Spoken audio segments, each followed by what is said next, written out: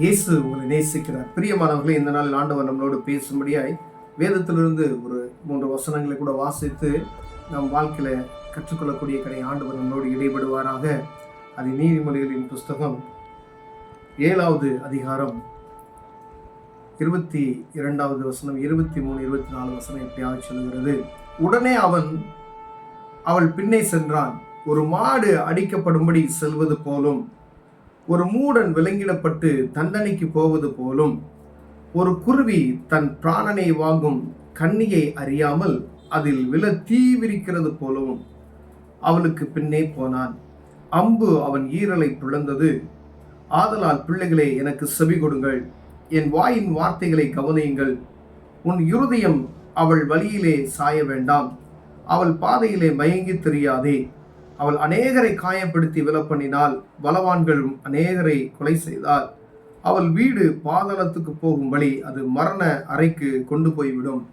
பிரியமானவர்களே, ஒரு குருவி கண்ணீர் இருக்குன்னு சொல்லி தெரியாம தீவிரித்து இறை தேடி போகுது போலவும், ஒரு அடிக்கக்கூடிய மாடு அவன் பின்னே அமைதியாய் கொண்டு போவது போலவும் அப்படின்னு சொல்லப்படுகிறது. அப்ப அறியாமல் ஆட்டுக்குட்டியை விட்டுறது கொண்டு போறாங்க பார்த்தீங்களா, அதுக்கு என்ன தெரியும்?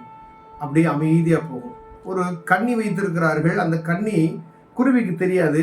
ஆனா அது இறை தேடி எவ்வளவு வேகமா போறது போல ஆசையோடு போகும்போது அது இறைக்கு அந்த கண்ணியில மாட்டிக்கொள்வது போலவும், ஆண்களா இருந்தாலும் சரி பெண்களா இருந்தாலும் 2 பேருக்கு ஆண்டவர் இதில் எழுதப்பட்டு இருக்கிறது. ஒரு ஆணிடம் ஒரு பெண் இனிய சொற்களில் பேசி, உன்னை இனிமையான வார்த்தைகளை பேசி அப்படி ஒரு மயக்கிற சூழ்நிலைக்கு அவர் பேசும்போது நீ எச்சரிக்கையா இருக்கும்படி ஆண்டவர் விரும்புகிறார். ஒரு ஆணுகிட்ட பெண் பேசினாலும் சரி, ஒரு பெண்ணிடம் ஆண் பேசினாலும், எங்கு பார்த்தாலும் இந்த வசை சொற்களால் அவளை மயக்கி தன் வசப்படுத்தி அநேக வழிகளில் பிள்ளைகளை சீரழிக்கிறதை நாம் பார்த்து கொண்டிருக்கிறோம். பிரியமானவரே, கர்த்தருடைய வார்த்தைக்கு செவி கொடுங்க அப்படின்னு சொல்றார். ஆண்டவர் சொல்றார், நீ கவனமாயிரு. எங்கும் வாலிப பிள்ளைகளுக்கு விரோதமாய், வாலிப பையன்களுக்கு விரோதமாய் அநேக பிரச்சனைகள் நடக்கிறது நாம் பார்த்து இருக்கிறோம். பிரியமானவர்களே, அப்ப ஒவ்வொரு ஆண்மானா இருந்தாலும் சரி, ஆண் மகளாலும் சரி, ஒரு ஆண் பெண்ணுகிட்ட நயவசனிப்போட பேசணும் அப்படின்னு சொன்னா நீ கண்ணியில் அகப்பட போற, கவனமா இருந்துக்கணும். நீ பேசும்பொழுதே அதை கற்றுக்கொள்ள தெரியலாம். நீ நினைக்கலாம் அது உன்னை இனிமையான வார்த்தையினால் உன்னை பேசுறான் அப்படின்னு சொல்லி, ஆனா உன்னை பாதாளத்துக்கு கொண்டு போகிறதுக்கு அவன் பேசுகிறான் என்பதை நீ அறிந்து கொள்ளும்படியா ஆண்டவர் உங்களோடு பேசுகிறார். ஒரு வாலிப பையன் ஒரு வாலிப பிள்ளைகிட்ட ஒரு இனிமையான பேசி உன்னை கவுக்கிறதுக்கு பார்க்குறான் அப்படின்னு சொன்னா நீ எச்சரிக்கையா இருக்கும்படி ஆண்டவர் உன்கிட்ட பேசுறார். உன் பின்னாடி ஒரு கண்ணி இருக்கு என்பதை மறந்து போய் விடக்கூடாது. உன்னை பார்க்க அந்த கண்ணியில மாட்டி விட்டுருவான். அதே போலதான் ஆண்களும், ஒரு பெண்ணோட்ட இனிமையா பேசுறா அப்படின்னு சொன்னா ரொம்ப கவனமா இருக்கணும்னு சொல்லி ஆண்டவர் விரும்புகிறார். பிரியமானவர்களே, ஒவ்வொருவரும் எச்சரிக்கையா இருக்கும்படி ஆண்டவர் விரும்புகிறார். அநேக இடத்துல வாலிபர்களும் இப்படி செஞ்சிடறாங்க, பெண் பிள்ளைகளும் இப்படி செஞ்சிடறாங்க, அந்த மாதிரி மாட்டிக்கிறாங்க. அதனால பெண் பிள்ளைகளா இருந்தாலும் சரி, ஆண் பிள்ளைகளா இருந்தாலும் சரி, திருமணம் ஆனவர்களாலும் ஆகாதவர்களுக்கும் ஆண்டவர் சொல்கிறதாவது, நீங்க உங்க 3வது நபர் உங்கள்கிட்ட இனிமையா பேசுறாங்க அப்படின்னு சொன்னா, உங்களை கேர் எடுக்கிற மாதிரி பாக்குறாங்க அப்படின்னு சொன்னா நீங்க கவனமா இருக்கணும். பின்னாடி ஏதோ ஒரு கண்ணி இருக்கணும். ஆண்டவருடைய பிள்ளைகள் கவனமா இருக்கும்படி ஆண்டவர் உங்களோட பேசுகிறார். வாலிப பிள்ளைகளே, நீங்க எச்சரிக்கையா இருங்க. ஒரு 3வது நபர், உங்களுக்கு அறியாத நபர் உங்க வீட்லயோ வந்து உங்களுக்கு ஹெல்ப் பண்ற மாதிரியோ உங்கள்கிட்ட பேசும் பொழுது எச்சரிக்கையா இருக்கணும். இந்த வசனம் உங்களுக்கு வரணும், ஞாபகத்துக்கு வரணும். கண்ணி இருக்கிறது பின்னாடி கவனமா இரு. சாத்தா எந்த ரூபத்துல வருவான் என்பதை தெரியாது யாருக்கும். அப்ப இந்த ரூபத்துலதான் வருவான் அப்படின்னு சொன்னா நம்ம என்ன செஞ்சாலும் ஈஸியா நம்ம என்ன செஞ்சிடலாம், தப்பிச்சுக்கலாம். ஆனா அவன் எப்படி வருவானே தெரியாது, எந்த ரூபத்துல வருவானே தெரியாது. உன்னை விழத்தள்ளுவதற்கு, உன்னை பாவத்துல தள்ளுவதற்கு எப்படி வருவான்னு தெரியாது. அப்ப எப்பொழுதுமே ஜாக்கிரதையா இருக்கணும்.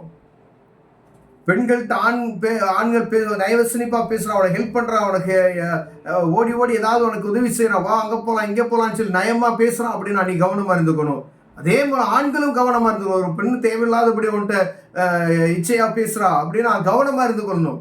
அதே மாதிரி திருமணம் ஆனவர்களுக்கு ஆண்டவர் என்ன சொல்றாரு பாருங்க, உங்க கணவன் வீட்டுல இல்ல, ரொம்ப கவனமா இருக்கணும். ஒருத்தவங்களை ஹெல்ப் பண்ற மாதிரி பேசுவான், அப்படிதான் பேசுவான். சத்ரு எப்படி வீட்டுக்குள்ள வருவானே தெரியாது. 3rd நபர் உள்ள வந்து உங்கள்ட்ட இனிமையான சொற்கள்ல பேசி உங்களுக்கு ஹெல்ப் பண்ற மாதிரி கொண்டு வந்து உங்களை என்ன செஞ்சிருவான், வலையில சிக்க வைத்து விடுவான்.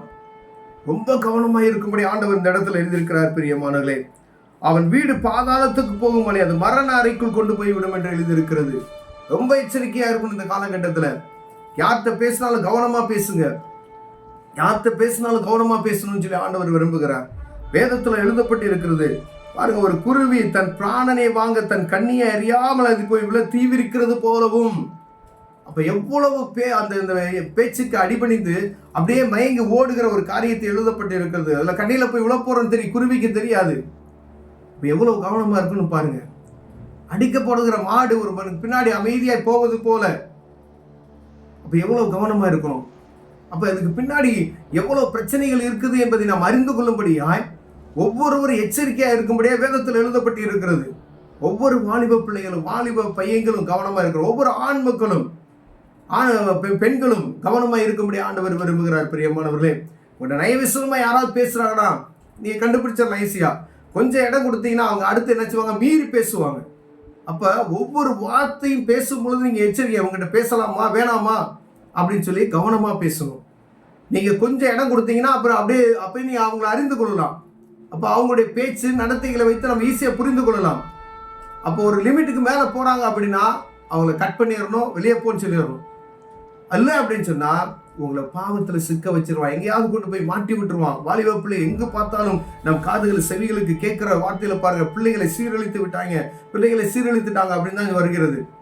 எல்லா இடத்துலையும் அநேக பெண்கள் பாருங்க ஆண்களை சீரழித்துட்டாங்க அப்படின்னு சொல்லி ஏமாத்திட்டாங்க அப்படின்னு சொல்லப்படுகிறது. 2 பேருமே கவனமா இருக்கும்படி ஆண்டவர் விரும்புகிறார். பெரியமான பெண்களும் கவனமா இருக்கணும், ஆண்களும் கவனமா இருக்கணும். அப்ப இருபுறம் கருக்குள்ளது பட்டயம். அப்ப ஆண்டவர் 2 பேத்துக்குமே தான் பேசுவாரு. அப்ப எல்லா காரியத்திலும் நம்ம கவனமா இருக்கும்படி ஆண்டவர் உங்களோடும் என்னோடும் பேசுகிறார். பிரியமானவர்களே, ஒருவேளை இதுல நம்ம சாதாரணமா அசால்ட்டா இருந்தோம் அப்படின்னு சொன்னா ஆண்டவர் எச்சரித்து கொண்டு இருக்கிறார். ரொம்ப கவனமா இருக்கணும். இது கடைசி காலம். பிசாசான கெர்ச்சிக்கிற சிங்கம் போல எவனை விழுங்கலாம் என்று வகை தேடி சுற்றி தெரிந்துகிட்டு இருக்கான். அவ யார வேணாலும் கை வைப்பான். முதியவர்களையும் கை வைப்பான், இளைஞர்களையும் கை வைப்பான், திருமணமானவர்களையும் கை வைப்பான். அதனால ரொம்ப கவனமா இருக்கும்படி ஆண்டவர்களோடு என்னோடு பேசுகிறார். அதனால ஒவ்வொரு நொடி பொழுது ஆண்டவர் சமூகத்துல கண்ணோக்கி அவரை பார்த்து, ஆண்டவரே மனவிறங்கும், பாவத்துல சிக்கி விடாதபடி என்னை காத்துக்கொள்வேன்னு சொல்லி கேட்கும் பொழுது ஆண்டவர் விடுதலை செய்ய வல்லமல்லவராக இருக்கிறார். கண்களை மூடுவோம். அன்பின் தகப்பனே, ஆண்டவரே, இந்த பொல்லாத உலகத்துல பாவ கரையிலிருந்து எங்களை மீட்டுக் கொள்ளும். ஆண்டவரே, யார்கிட்ட பேசினாலும் நாங்கள் கவனமாய் பேசுவதற்கு, அதை அறிந்து கொள்வதற்கு ஞானத்தின் ஆவியை தான். இயேசுவின் நாமத்தில் பிதாவே, ஆமென்.